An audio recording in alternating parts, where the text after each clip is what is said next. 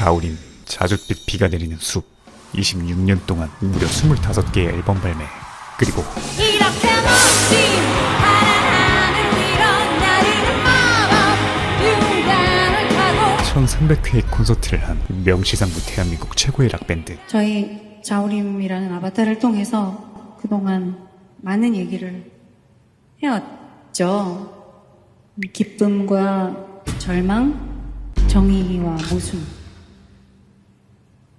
분노. 그 기저에는 항상 낙천적인 패배주의가 있었다고 생각해요. 데뷔 26주년을 맞은 그들이지만 여전히 저는 어디로 가야 될지 몰라서 갈팡질팡하고 있고요. 어디로 가야 하오? 아직도 가슴 안에는 폭풍이 가득 차 있다고요. 폭풍을 빙자한 열정이 만약에 가득 차 있습니다. 당신이 만약에 그런 사람이라면 괜찮아. 제가 알아봤는데 사람 평생 그렇게 살더라고요. 죽을 때까지 앞으로도 이렇게 어리석고 불안하게 자우림과 함께 음악을 이어갈 것 같고요.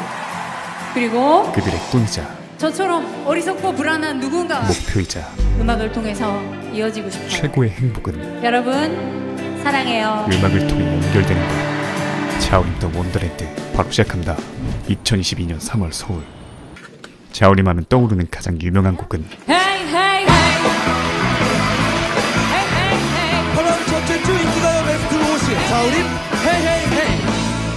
굉장히 산뜻했다고 할까요? 그러니까 그 이름부터 약간 신비하면서 참신하고 깨끗한 음악을 했던 것 같아요. 그래서 그들은 그렇게 이 친구들 음악 참 좋네. 센세이션하게 이름을 알리기 시작했죠. 특히 그 당시 1990년대 여성 보컬이 전면에 나서는 경우는 굉장히 희소했습니다.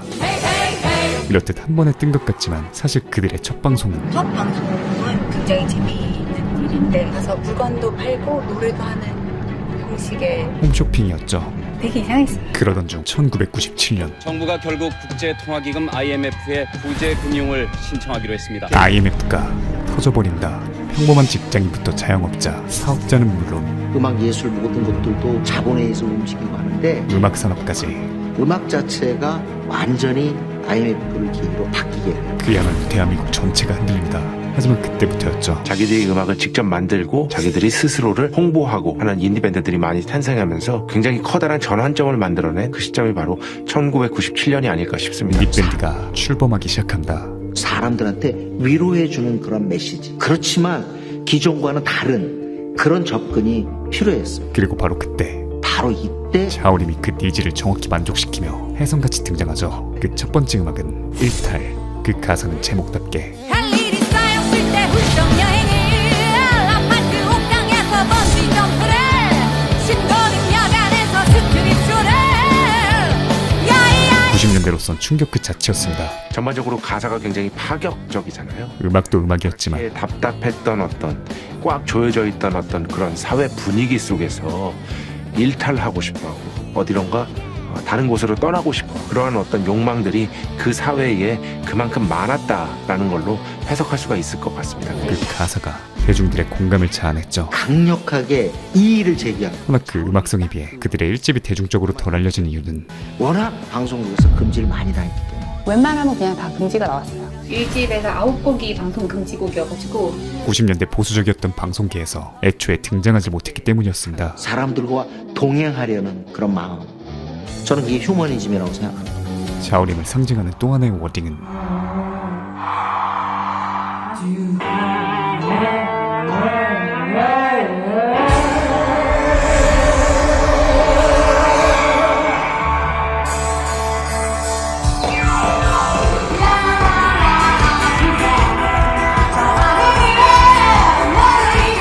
세계에서 락밴드에서 가장 중요한 건 공연이거든요. 공연. 자우림은 공연에서 사람을 끌어모으는 밴드입니다. 밴드로서의 본질에 가장 충실하며 수많은 공연으로 팬들을 끌어모았죠. 무려 1300회의 콘서트, 명실상부 대한민국에서 가장 많은 공연을 한 락밴드였습니다.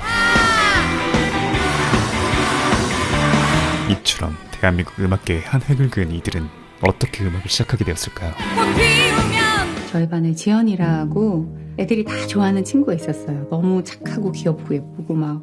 학기 도중에 이 친구가 부모님하고 같이 미국으로 이사를 가게 돼가지고 지연에게라는 곡을 써서 저희 반 친구들이 또 다 같이 불러줬는데 되게 좋아했어요. 되게 행복해하고 슬퍼하고 막 제가 좋아하는 친구가 그 노래에 대해서 그렇게 받아들여주는 걸 보니까 인생 세옹지마 58,000년승제. 되게 쓸모있는 일을 한 것 같은 생각이 들더라고요. 역시나 그 시작은 아주 평범하면서도 그래서 막연하게 음악하는 사람이 되고 싶다라고 생각하게 됐고 그때부터 더 재미있어졌어요. 우연적이었습니다. 그리고 1996년이었습니다.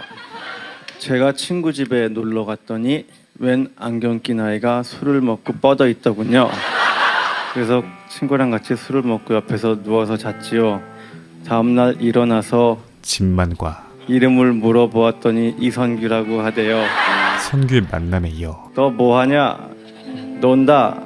밴드 하자. 둘이 밴드를 하게 된 계기도 그래서 둘이 밴드를 하였습니다. 아주 평범하고 간단했죠. 제 아는 선배 중에 취미 삼아 베이스 치는 선배 형이 있어요. 그 형이 공연을 한대요. 또한 뒤에서 건반을 치던 아가씨가 앞으로 나오더니 마이크를 잡았습니다. 유나와의 만남 역시 저는 그렇게 잘하는 노래는 태어나서 처음 들어보았었더랍니다.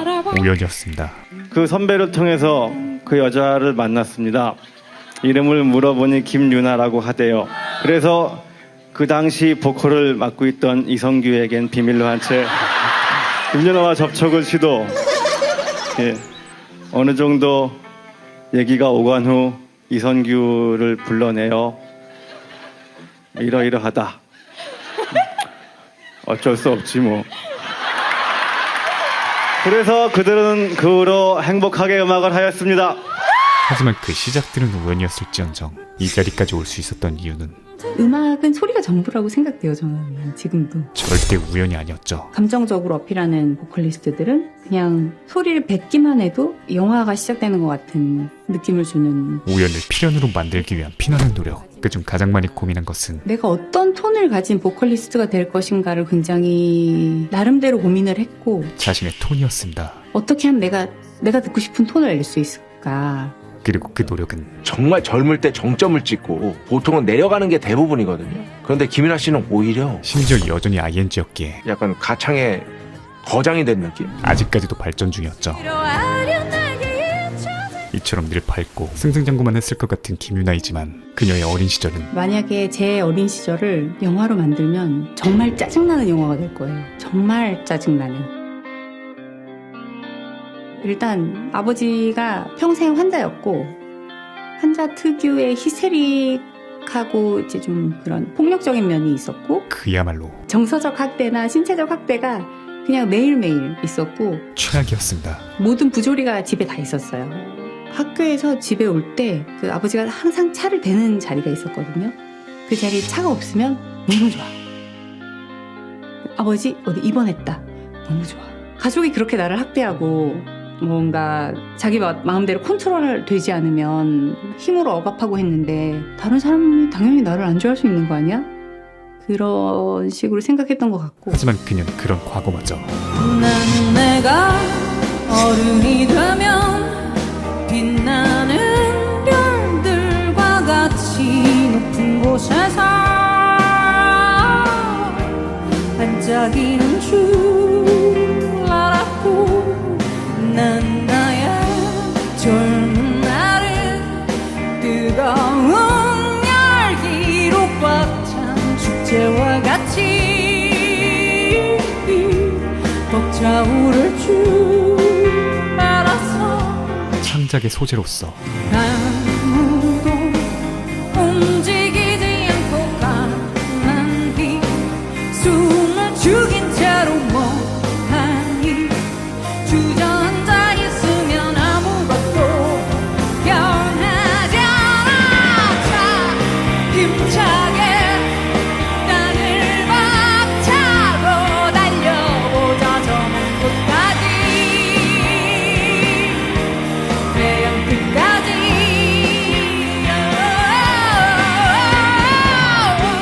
음악의 소재로 만들고 있죠. 자신의 무기로 삼아버렸죠. 제가 더 이상 어린애가 아니고 나를 괴롭히는 사람은 없지만 20몇 년 동안 제 인격을 형성했던 배경이 없어지는 건 아니거든요. 저는 그거 괜찮다고 생각해요. 그리고 지금도 그런 소재로 곡을 만들 수 있거든요.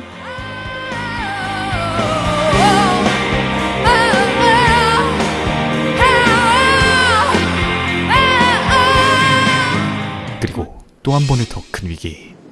제가 바이러스 때문에 뇌신경마비가 온 적이 있는데 처음에는 그냥 단순 안면 신경마비라고 생각했거든요. 인생의 전부가 음악이었던 그녀에게 뇌신경에 묶여있는 많은 곳이 침범을 당했더라고요. 너무 심하게 민감해져서 모든 소리가 막 파열음처럼 들렸어요. 왼쪽 귀로는. 세상 초유의 위기가 닥칩니다. 와, 나 이제 음악으로 직업을 삼지 못할 수도 있겠다. 사실 그 병의 원인 또한 그 당시에 저희가 좀 욕심을 냈어요. 음악이었죠. 일본인 엔지니어의 귀국 날짜가 정해져 있으니까 그 전까지 무조건 끝내야 돼. 그래서 정말 말도 안 되는 무리를 했고 그때 결국 내가 사단이 났죠. 이유도 없는 외로움 살아있다는 외로움. 내 마지막 앨범이겠네? 그런 생각이 들었어요, 그때. 그냥 너무 답답했어요. 답을 모르니까. 그리고 자주 하는 말이지만 언제나 저의 김진만 형아, 이성규 형아가 나를 구해준 생명의 은인이라고 생각하거든요. 그리고 남 얘기가 아니에요. 여기 모인 한 분 한 분 여러분이 다 모두 저의 생명의 은인이에요. 정말. 병을 극복하게 해준 것 또한 정말 감사합니다. 지지 않고 살아남아서 오늘도 걸을 수 있게 해줘서요. 음악이었습니다. 그야말로 음악에 의한 음악을 위한 김유나의 인생. 그런 그녀가 팬들에게 바치는 노래이자 많은 팬들이 자우림 최고의 곡으로 뽑는 노래 팬이야. 가사를 음미하며 들어보시기 바랍니다. 아무렇지 않은 표정으로 애써 웃음 지어 보여도 나는 알고 있어 때로 넌 남들 몰래 응원하겠지. 특별할 것 없는 나에게도 마법 같은 사건이 필요해. 지지 않고 매일 꿈꾸기 위해서 언젠가의 그날이 오면 Oh let me smile again in the sun.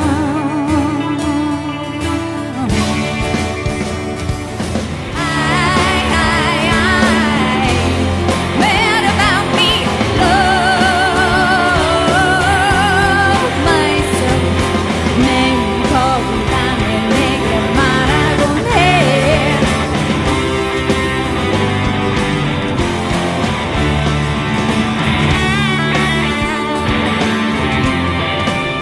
어디론가 남들 몰래 사라져 버릴 수만 있다면 어디에도 존재하지 않은 없었던 사람인 것처럼 내 보일 것 하나 없는 나의 인생에도 용기는 필요해.